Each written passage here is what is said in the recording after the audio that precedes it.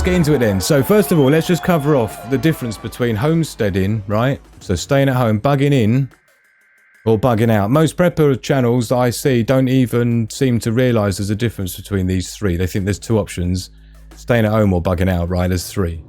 And I'm going to go through this with you now. This will be a show that I'll do because it's a complex one. There's a lot involved in this one specifically. So this is going to be a separate show, but I'm just going to pull some slides out of some stuff I'd already started designing for it, and just to give you an overview, because it's important for this security and defences show that we cover this off, right?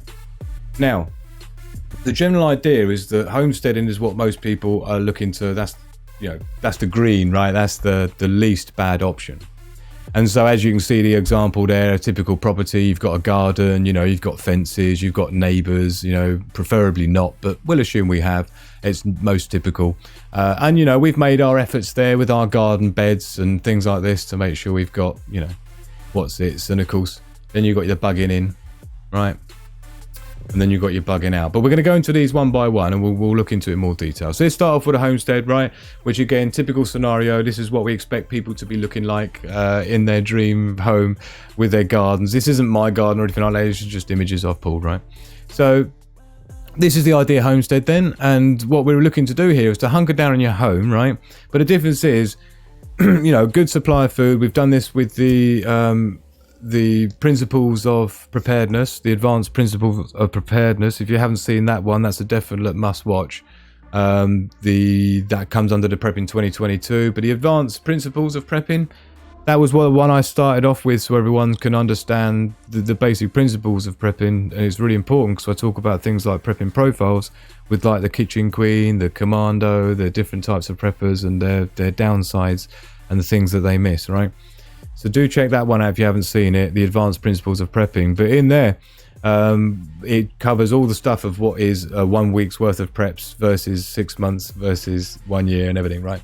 Now, play it cool and blend in. So the idea being, right, is that you don't want to be standing out. You just want to look like all your neighbours, and, you want to look like you're struggling too. I'm struggling. And you don't want to be looking like you've got loads of stuff, like a big old generator in the garden. It's like, oh, you're doing all right then. So you got to play it cool, right, and blend in, defend your property proactively, obviously, and try to support your immediate neighbours and community as best as possible. So you don't want to alienate your neighbours because you want their help. Now, you may not be able to gain their help until the time comes where you feel you can approach them and they feel themselves like they need the help of you to give them a watch out or whatever as well, right? But we're going to get into that as we go through. But the idea with homestead is different to bugging in, and it's different to bugging out. And as much as we're sort of like rocking in our neighbourhood as everyone else is, it's just we've got stuff and they haven't, typically haven't. And again, this goes back to the considerations that are unique to you, because depending on your preparedness level in your community, right? If you're living on a prepper community or whatever like that, you're doing all right because everyone's cool, right? If you're in quite an affluent area where they've probably got some supplies in the fridge, then there's going to be a few more days before they start knocking on neighbours' doors, right? If you're in an area like I'm talking about, my mate who buys his meal on the way home from work every day, a microwave meal, he's not going to have anything in the cupboard. So they, people in areas who maybe not quite as well off, who roll that like that, they're going to come knocking quicker, right? So anyway, sustainability of the homestead is good, right? That's why we're going to be dealing with that today with the security and defences, right? And we're going to be looking at the strategic advantages as well with homesteading. But subject to situational analysis, you always be checking out what's going on, right? So your second option, now bear in mind, these may not be options. You may be forced into these.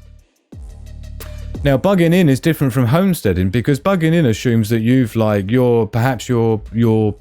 your community's become compromised in some way. You've got gangs roaming the streets. You've heard windows smashing down the road 3 nights in a row, and you just know that tomorrow night is going to be your windows that are going to be caved in next. This is the problem, right? So just remember where we are right now. We're a couple of weeks into a grid down scenario and no one's got anything, and they're lich knocking on doors, right? Now, bugging in is where you feel like your property or your area has been compromised and it's dangerous to the point where you've got a bunker under your house. Like this is like a classic matey boy bunker, as I call it. That's embarrassing. I can't even remember the dude's name. You'll let me know in the chat who I'm thinking of, the bunker dude, right? But this is one of his. Or it's maybe just as simple as like you're in the attic, right? So maybe it's just hiding in the attic or hiding in a crawl space. But the idea is that you're trying to pretend that you're not there. And so that people can come into your home and rummage around all your stuff and they won't know you're there. That's the idea. And you maybe even leave a small decoy box of stuff so they just take it and go and just leave, right? So this is what we're talking about with bugging in, right? So you're going to be remaining on your property but hidden from sight. Now this is difficult. Don't underestimate it. Hence the sustainability I've got here is to consider it a temporary measure, right? So, and the reason being is because in a hidden crawl space or in your attic or things like that, or Atlas bunker, sorry, that was what I was thinking of, Atlas bunker, right? My boy, Mr. Atlas Bunkers, right? But go and check out his channel if you're not familiar with Atlas Bunkers. He's a funny guy, I like him, but, you know, there's a few... Everyone has their foibles, don't they?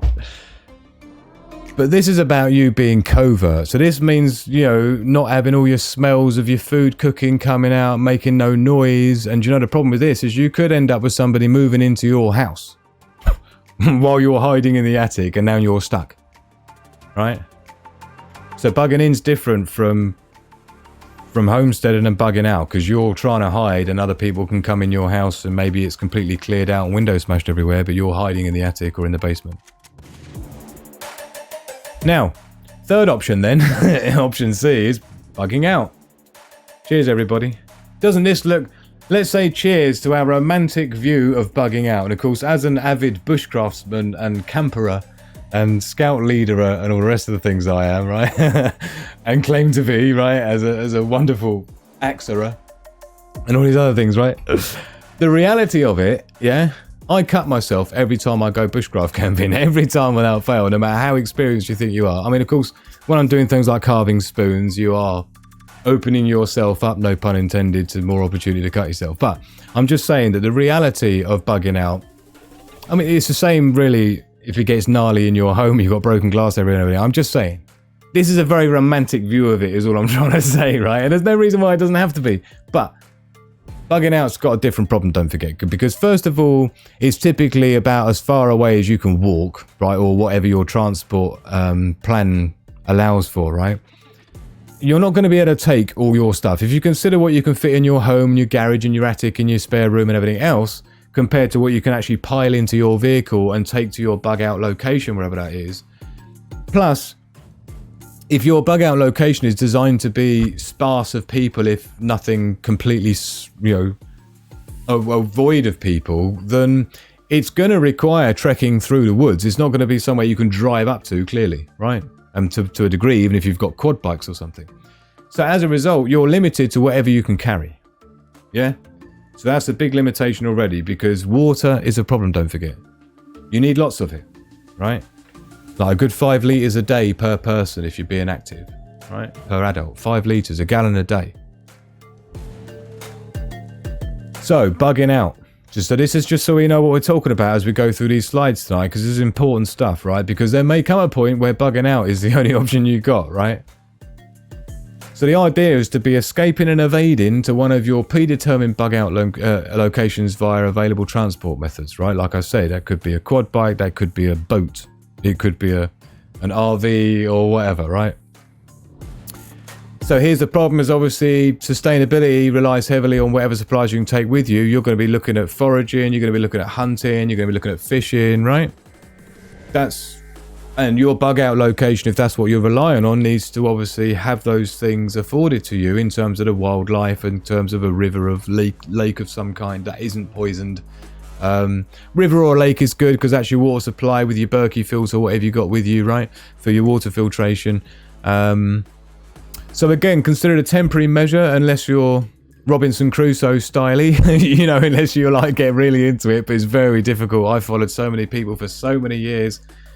It's never as easy as you think. Yeah, you can get so far. And cool, if you really had to, humans are pretty hardy, but don't underestimate the difficulty of bugging out. When I go for like 3-day bug out in the middle of nowhere with just my pack and that's it, nothing else, right? Even then, I take a 40-litre aqua roller. You know, it's like a big water barrel that's got tyres on it and you can roll it, right? So I roll that through the woods, right through the forest, right? And that lasts me a weekend with an extra bit to spare. So if I was having to get my own water every day as well, yeah, it's hard work. So something to go over here. You need to choose wisely, because we're going to be talking about a situation where you may feel you have no option but to bug out. Now, one of those examples is in the live chat tonight. Right, now in the live chat tonight, we've got what is your greatest, do vote if you're joining us live, don't forget, there's a live poll I've set up for us tonight. And it is, what is your greatest concern when it comes to security and defences, right? What's your greatest concern when it comes to security and defences? And this is what I did as the vote tonight. And you'll see one of them here is house burning down, right?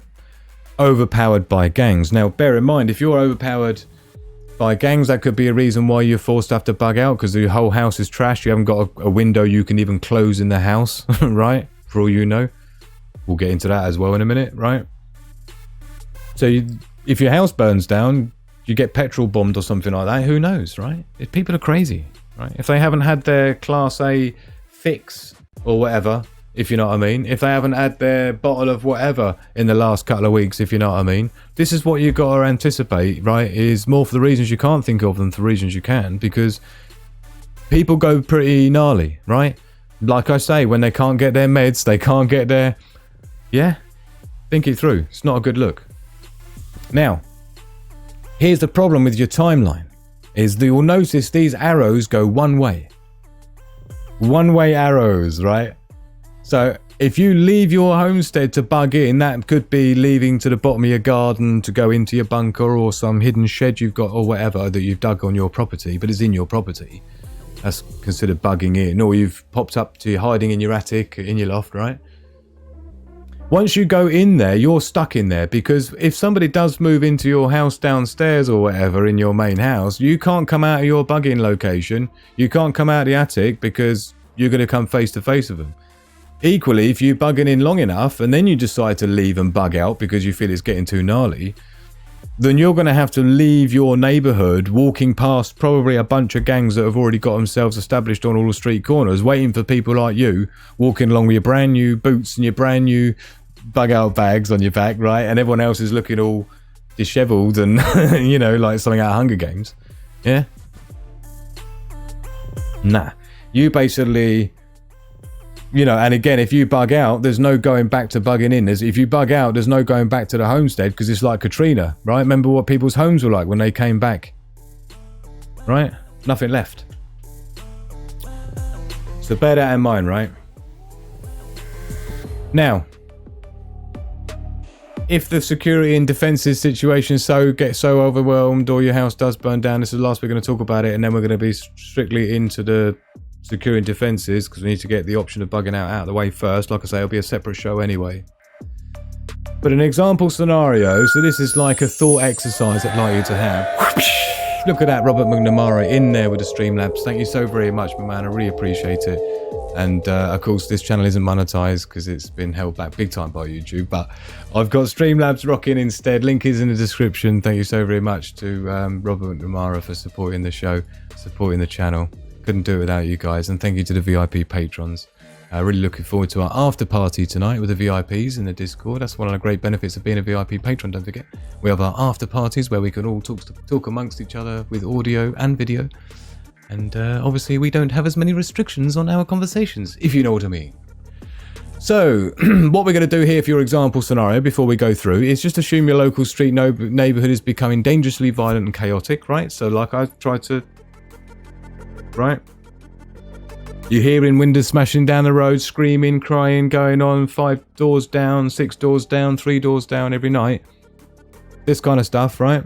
People sobbing at night you can hear, and it's not a good scenario, right? So you got that going on. So basically, this is your thought exercise. Would you rather be homesteading in a city apartment block with all of your stuff, all of your preps? Or would you rather be in a tent in the middle of nowhere with your hunting equipment, rifle, and a bug out bag? So consider the pros and cons of each, right? Let us know in the chat. Let us know in the comments below, right? Given that scenario, right, where it's like properly hitting the fan and you're in a city apartment block with all your stuff, What would you rather, right? Would you rather be bugged out with a river right next to you, your fishing rod, maybe a crossbow, maybe rifle, maybe, you know, some water filters and a tent? That's what you got to figure out, right? The minute it feels like this is going to be safer for you, that's when you know it's time to bug out. When this seems and feels safer to you than at home with all your stuff, that's when you know it's time to go. So what we're going to do now is we're going to look at your homestead. So we're doing the homestead security and defenses here, right? So we've covered the bugging out. We know what the threshold is. We know the difference between bugging in, bugging out, and homesteading. So we've defined the options as they are.